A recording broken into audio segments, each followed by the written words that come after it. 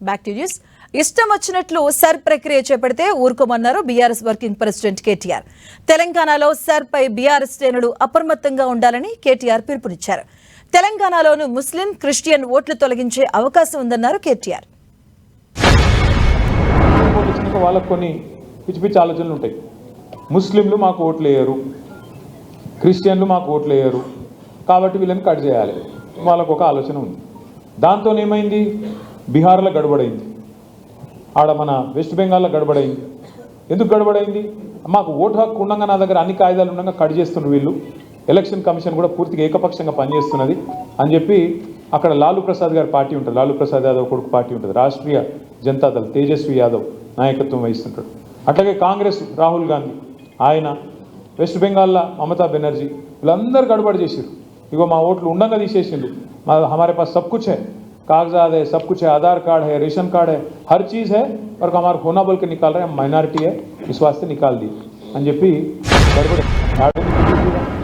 ఏదో ఆ పార్లమెంట్ వచ్చినప్పుడు ఏదో గాడుపు ఆగమాగం గాడుపు తప్ప గాయగత్తర తప్ప కింద గ్రౌండ్లు ఏం లేదు. ఉత్తదే ఆ సోషల్ మీడియాలో ఎక్కువ, సొసైటీలో తక్కువ, వాళ్ళు బిల్డప్ తప్ప ఏముండదు. కానీ వాళ్ళు ఎదురు చూస్తారు, గోతికాడ నక్కలాగా ఎదురు చూస్తారు, యాడన్నా సందు దొరకపోతుందా, ఏదన్నా దొరకపోతుందా మనకు, ఇలా మెల్లగా ఫిట్టింగ్ పెట్టి ఏదో తిరిగా స్వచ్ఛగా రావాలి, సనత్ నగర్లో కూడా మెల్లగా గుసాయించాలి అని ఒక ఆలోచనలో వాళ్ళు ఉన్నారు. దానికోసం ఏం చేస్తున్నారు, వాళ్ళ దగ్గర ఉండే అన్ని వ్యవస్థలను వాడుకునే ప్రయత్నం చేస్తున్నారు. మరి అది సాగనీయద్దు అంటే మనం ప్రతి బూత్ స్థాయిలో ఎవరైతే బిఎల్ఏస్గా ఉన్నారో మనం గట్టిగా, చాలామందికి అనుమానాలు ఉన్నాయి, డబ్బాలు గోల్మాలు అవుతున్నాయి, అందులో ఉన్నది ఆ చిప్పు అటు ఇటు అవుతుందట, ఉన్నాయా లేవా నేను చెప్పేది.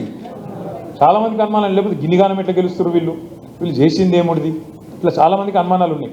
అందుకే మొదటి డిమాండ్ ఏం పెట్టినాం ఆ రోజు అంటే, మేము పోయి అయ్యా పెద్ద పెద్ద దేశాలు, అమెరికా లాంటి దేశాలు, జర్మనీ లాంటి దేశాలు, వాళ్ళే ఈవీఎంలు వద్దంటుండ్రు, వాళ్ళే కొంతమంది అయితే పెట్టిర్రు మళ్ళీ తీసేసిండ్రు, మరి మన కాడ గిన్ని అనుమానాలు ఉన్నప్పుడు ఇదంతా ఎందుకు, తీసేయండి, మళ్ళా పేపర్ బ్యాలెటే పెట్టండి, తప్పకుండా దానివల్ల లాభం అవుతుందని చెప్పి కూడా మన పార్టీ తరఫున డిమాండ్ చేసింది.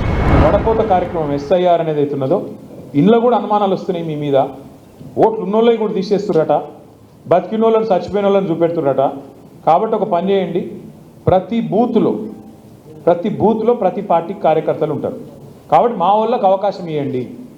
ప్రతి బూత్లో ఆల్ పార్టీ అంటే అన్ని పార్టీలకు అవకాశం, కాంగ్రెస్ వాళ్ళకు, బీఆర్ఎస్ వాళ్ళకు, బీజేపీ వాళ్ళకు, ఎవరుంటే వాళ్ళకి, ఇంకెవరైనా వేరే పార్టీలు ఉంటే వాళ్ళకు ఏజెంట్లు పెట్టుకొని మీరు బూత్ లెవెల్ ఆఫీసర్లు ఎవరినైతే నియమిస్తున్నారో, అంగన్వాడీ టీచర్ కావచ్చు, ఆ మెప్ మావులు కావచ్చు, ఇంకోళ్ళు కావచ్చు, వాళ్ళతో మేము కలిసి పనిచేస్తాం.